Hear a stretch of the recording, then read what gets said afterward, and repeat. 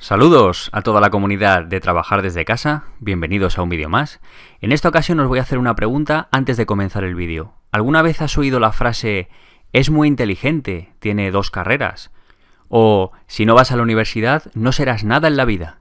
Bien, vamos a revisar la vida de los 10 hombres más influyentes en el mundo de los negocios sin estudios universitarios. Vamos a romper algunos mitos, vamos a por ello.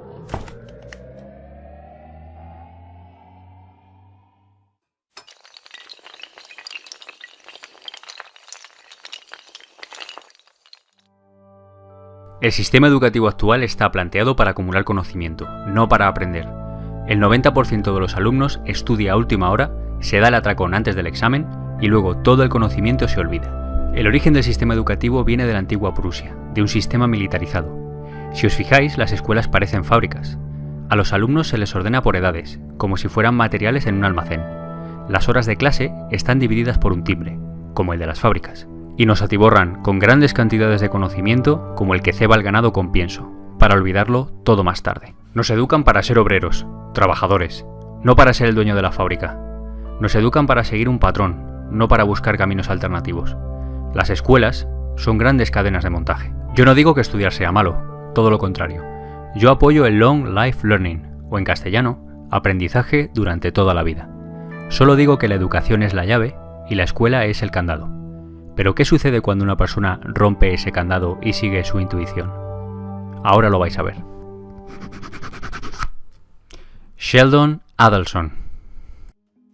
Hijo de emigrantes judíos de la Europa del Este, Adelson es considerado un hombre hecho a sí mismo y con visión empresarial desde niño. Creció en una casa de tan solo una habitación durante la Gran Depresión. Abandonó los estudios con tan solo 12 años. Pese a no tener estudios y no entender de ordenadores, creó en los 80 Comdex, una feria de informática que durante un par de décadas tuvo mucha fuerza en Las Vegas. Muchas de las personas influyentes que veremos a continuación le deben su fama a Sheldon Adelson, ya que empezaron a publicitar sus computadoras en Comdex.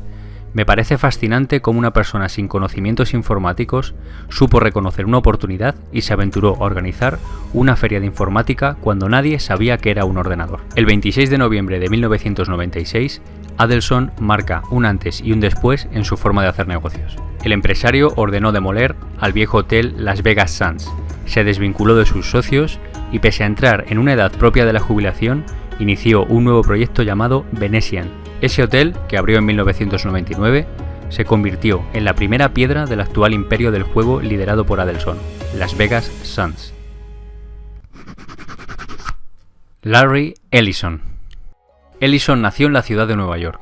Su madre, Florence Spellman, soltera, dio a luz con 19 años. Posteriormente, entregó a su hijo a su hermana para que fuera criado en Chicago. La casa de los Ellison era un apartamento de 2 habitaciones en el barrio de Chicago South Shore, habitado mayoritariamente por parejas de ingresos medios bajos. En su época estudiantil, Larry fue un alumno brillante, pero poco atento.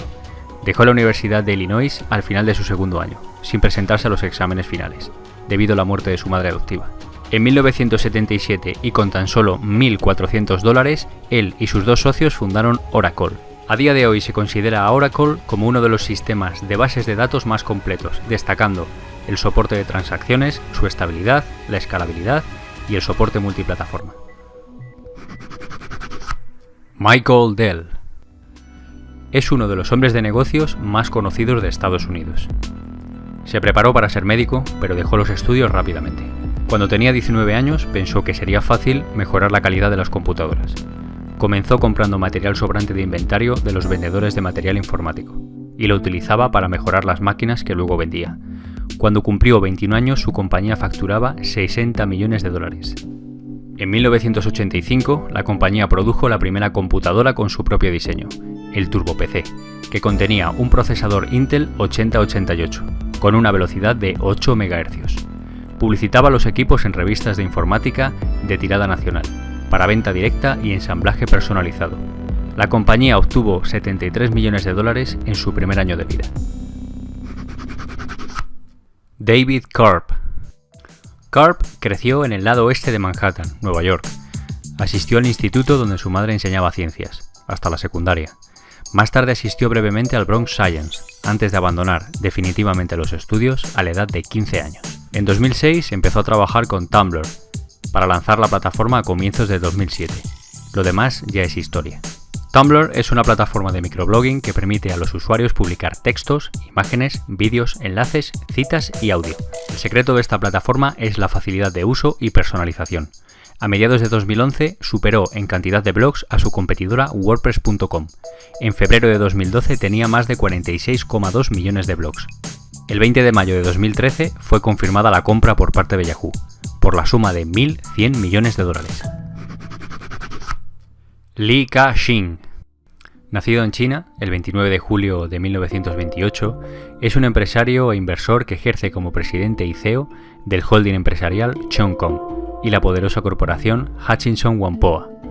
En 1940 huyó a Hong Kong para evitar la agitación que vivía China a causa de la confrontación entre el régimen totalitario de Chiang Kai-shek. El padre de Li murió y él debió asumir la responsabilidad de proveer los medios de subsistencia de la familia. Se vio obligado a abandonar la escuela antes de la edad de 15 años. Encontró un trabajo en una empresa de comercio de plásticos donde trabajó 16 horas al día. En 1950 fundó su propia empresa, Industrias Cheung Kong, que se dedicó a la fabricación de plásticos.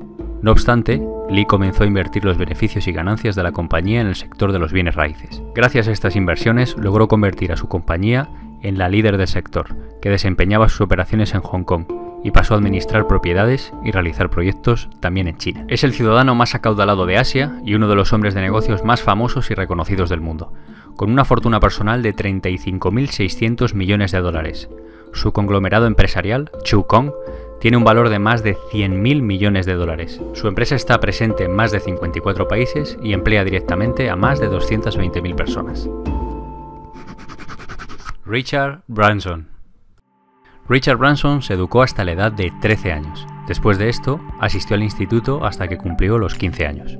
Sufría dislexia, por lo que obtuvo resultados académicos muy bajos y, sin embargo, a sus 15 años, ya había fundado 2 empresas. En 1970 creó un registro por correo para las empresas, ampliando su negocio a la venta por catálogo. En 1972 abrió la cadena de tiendas de discos Virgin Records, más tarde conocida como Virgin Megastore. A mediados de los 70 se topó con un músico llamado Mike Oldfield y su disco Tubular Bells. Tubular Bells era una pieza única dividida en 2 partes, que no encontraba financiación en ninguna discográfica. Por ello, Richard Branson decidió montar una compañía de discos solo para publicar la obra. Así nació Virgin Records. Y así nació también el emporio de Branson, que dura hasta nuestros días. Mark Zuckerberg. En 2002, con 18 años, lanzó con su amigo Adam Synapse Media Player. El éxito fue notable debido a la habilidad del programa de reproducir canciones basándose en la preferencia y selecciones previas del usuario. Diferentes compañías de software, como Microsoft o Apple, quisieron obtener los derechos, pero finalmente no se firmó ningún contrato al respecto. Por el contrario, Mark subió a la red su aplicación, donde los usuarios lo podían descargar de forma gratuita. En 2004 creó The Facebook, para luego llamarse Facebook a secas. Todo lo demás ha pasado a la historia de la mano de uno de los multimillonarios más jóvenes sin estudios de la historia. Actualmente es el personaje más joven que aparece en la lista anual de multimillonarios de la revista Forbes, con una fortuna valorada en 34.200 millones de dólares. Fue nombrado como Persona del Año en 2010 por la publicación estadounidense Time. Amancio Ortega. Dejó los estudios con apenas 12 años. Su carrera en el mundo textil comienza a los 14 años en La Coruña, como empleado de 2 conocidas tiendas de ropa. Tras trabajar un tiempo en Santiago de Compostela, en 1963 crea la compañía Confecciones Guasam, dedicada a la fabricación de albornoces. En 1975 abre la primera tienda Zara en una céntrica calle de La Coruña, en la calle Juan Flórez, en la que vendería ropa para hombre, mujer y niño. En 1976, el Guasam se constituye como propietaria de Zara y sus establecimientos comienzan a abrirse por toda España. Con el aumento de volumen de las actividades de la empresa, en 1985 crea el grupo Inditex. Además del negocio textil, Ortega ha diversificado su iniciativa empresarial hacia otros sectores industriales como el inmobiliario, el financiero, los concesionarios de automóviles o la gestión de fondos de inversión. A comienzos de 2015, su fortuna ya superaba los 50.000 millones de euros y está considerado el hombre más rico de Europa y el 4º del mundo. Bill Gates. William Henry Gates III, más conocido como Bill Gates, nació el 28 de octubre de 1955. Es hijo de William Henry Gates II, un destacado abogado, y de Mary Gates, una profesora de universidad. Creó la empresa de software Microsoft el 4 de abril de 1975, siendo aún un estudiante de universidad de Harvard. En 1976 abandonó la universidad y se trasladó a Albuquerque. En 1980 su vida cambió cuando organizó una reunión con los representantes de IBM en Seattle. Después de muchas negociaciones, consiguió venderles el sistema operativo MS-2. Lo más llamativo de la operación es que aún no tenía el sistema operativo en su poder. Unos días más tarde lo compró a muy bajo precio a un joven programador. Sin duda fue todo una jugada maestra en el mundo de los negocios. La siguiente jugada maestra fue no vender MS-2 a IBM, sino recibir una cantidad de dinero por cada ordenador que lo llevara instalado. IBM aceptó, pensando que el negocio no estaba en el software, sino en el hardware. Gracias a esta jugada, Bill Gates se convirtió en multimillonario y tuvo el monopolio de los sistemas operativos durante mucho tiempo. Steve Jobs. Steve Jobs, en 1972, entra a la Universidad Red College de Portland, Oregón. Asiste a ella tan solo 6 meses antes de abandonarla, debido al alto coste de sus estudios. En lugar de regresar a casa, continúa asistiendo a clases como oyente unos 18 meses más, viviendo a base de trabajos con ingresos ínfimos. Curiosamente, sus estudios en caligrafía le serían de mucha utilidad cuando diseñara las tipografías del primer Mac. En otoño de 1974 regresa a California después de un retiro espiritual en la India y consigue un trabajo como técnico en la empresa fabricante de videojuegos Atari. Su amigo del instituto le contó que estaba intentando construir un pequeño computador casero. Steve Jobs se mostró especialmente fascinado con las posibilidades empresariales de la idea de Wozniak y le convence para fabricar y vender uno. Sin saberlo, estaban haciendo historia. En 1976 nació Apple Computer Company, construyendo el Apple I. Años más tarde llegaría Lisa, el primer ordenador personal para personas que no sabían informática. El resto ya es historia.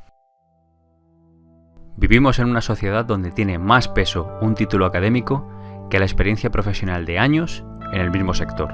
Y eso, señores, es un gran error. La vida de estos hombres deja claro que los títulos académicos simbolizan un porcentaje muy pequeño en la carrera hacia el éxito.